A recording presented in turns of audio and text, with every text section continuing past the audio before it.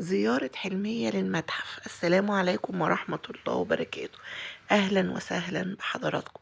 في بعض الناس بيقولوا للخالة حلمية: ما تروحي يا خالة حلمية افتتحي المتحف، ده انتي واجهة مشرفة، ده كبار الناس هيروحوا المتحف النهاردة يا خالة حلمية.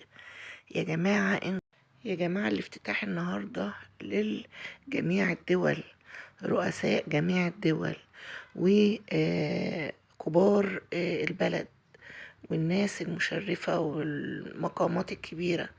لكن الناس اللي زينا كده وزي الخالة حلمية دول بقى بيروحوا بعدين، يعني بعدين بعد الافتتاح الكبير دوت.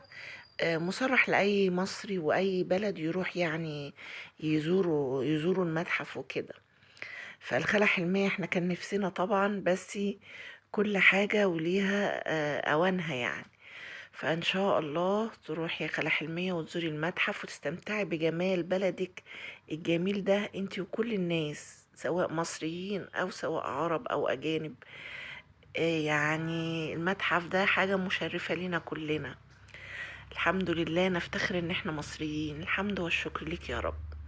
اما الخالة حلمية بقى راحت السوق النهاردة، وعلى الناس بقى البياعين واستقبالهم ليها كانت غايبة عليهم، وبص واحضان بقى في خالة حلمية. الستات هناك البياعين ايه، واللي يقول لها هاتيلي هدية وهاتيلي خمار وهاتيلي، والله لو ما جبتي لهفضحك. واحدة بياعة بتقول لها: يا خالة حلمية لو ما جبتليش خمار على الهوا هنا بقولك لا هفضحك هناك لا هفضحك. قالت لها: حرام عليك، انا ناقصة فضايح، هو ناقصاك انت كمان؟ بصراحة ضحكت قوي على الكلمتين دولت اللي طالعين من الخالة حلمية. تقول لها: انا ناقصة؟ ابعدي عني انت كمان، والنبي لا اجيبهولك بس ما تفضحنيش. والناس بقى يرحبوا بيها ودعينا يا خالة حلمية. وفرحة خالة حلمية قوي بالناس، باهتمام الناس بيها جميل قوي. ان شاء الله بتقول لك، والناس عمالين يقولوا خدي خضار خدي. قالت لهم: اخد خضار احطه فين؟ ده انا مسافره هيبوظ، والسبانخ جايه تطلع كده وانا ماشيه. ما انت هترجعي يا خالة حلمية بالسلامه وهتجيب السبانخ. السبانخ ده لسه طالعه، وفي طول الشتاء هتبقى موجوده.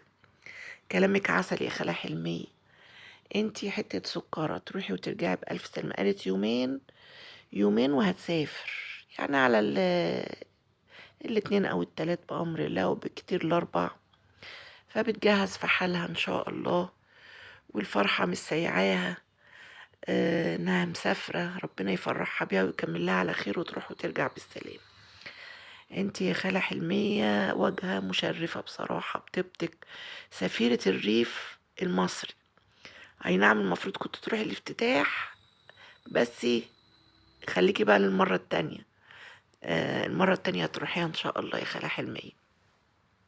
والناس بقى اللي بتتكلم على زاهية ويقولوا العزومة اللي عاملاها عزومة مصالح، عزومة مش عمالين بقى يفتوا عزومة مصالح.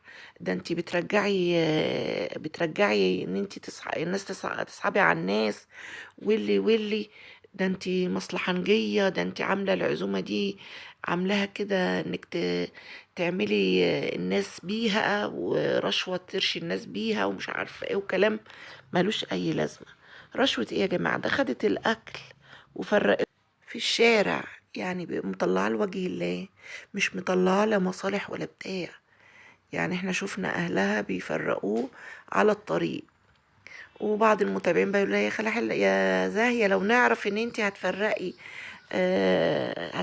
كده على الطريق، والنبي كنت رحت وخدت انا كمان انتي لازم تعملي بقى يا زاهية، تعملي عزومة لمتابعينك، يعني لمتابعينك اللي بيحبوكي واللي انت تعرفيهم.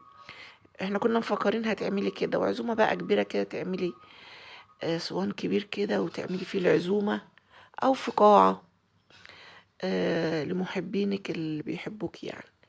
فيا جماعة حرام ان احنا نفتي ونتهمها باتهامات باطلة. انا مش بدافع عنها، برضو غلطانة بقول غلطانة، مش غلطانة بنشكر فيها. فربنا يصلح حال الناس يا جماعة، وسيبوا الناس بقى، يعني خلاص هما شافوا كتير، فالله يسهل لهم. نسيبهم بقى يشوفوا حالهم، واحنا بنتفرج عليهم ونقول كلمة طيبة. ما عجبناش ما نطلع او نوعيهم بطريقة كويسة كده يعني. ربنا يهديكم ويهدينا يا رب دايما، وان شاء الله الاخوات كلها تتصالح وتتصافى. والناس اللي بتتنمر على الاسم بتاع زاهية دوت بيقولوا يعني ما مش عايزة اقوله يعني، مش فيش داعي يا جماعة للاسم انكم تقولوا كده. والله كل واحد هيتحاسب على كل كلمة بيقولها او كل تنمر على حد. انتوا كده بتتنمروا عليها وعلى الاسم، مفيش داعي. يلا بيشوفوها وقرايبها واهل بلدها، الكلمة دي ملهاش اي معنى يعني واي داعي. لا حول ولا قوة الا بالله. ما تقولوا باسمها عادي يعني، مش لازم اسم الاسم اللي بتقولوه زاهية ده اللي اوله حرف دال دوت. مش عايزة اقوله بصراحة لاني مش بحب كده، بتصعب عليا من الاسم ده. الله يسهل العباد، وكلنا خطائين كلنا خطائين كلنا بنخطأ. مفيش حد معصوم من الخطأ يا جماعة، يعني فكروا في حاجة زي دي، مفيش حد معصوم من الخطأ. ربنا يهدينا جميعا. مش واحدة للناس يا جماعة يا جماعة.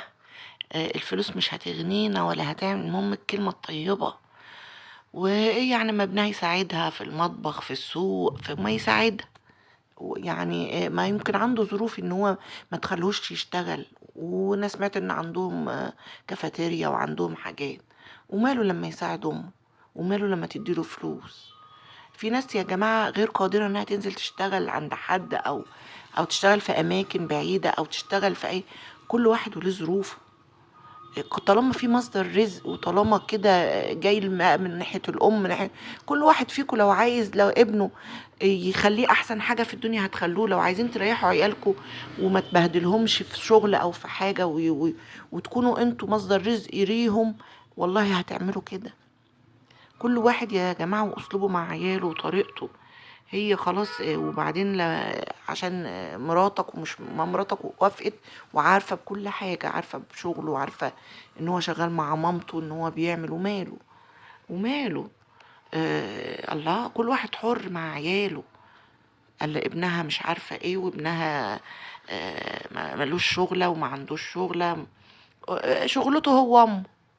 هو في شغل ولا الشغل قليل يعني؟ ومش اي حد بيوافق بالشغل. وبعدين أنا قلت لكم على قد مجهود الواحد.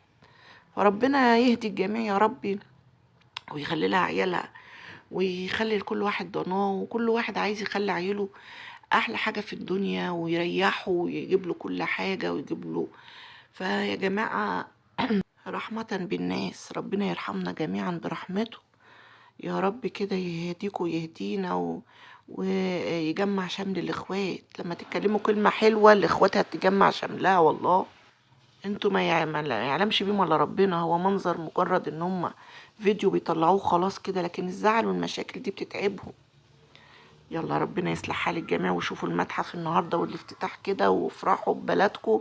ربنا يجعل مصر عالية دايما، يجعل مصر رفعت الراس دايما، يجعل مصر منصورة دايما بينا كلنا يا رب شعبها. ورئيسها عبد الفتاح السيسي فخر لمصر. ربنا يحميه يا رب ويحرسه. والافتتاح ان شاء الله يكون جميل. والسلام عليكم ورحمة الله وبركاته.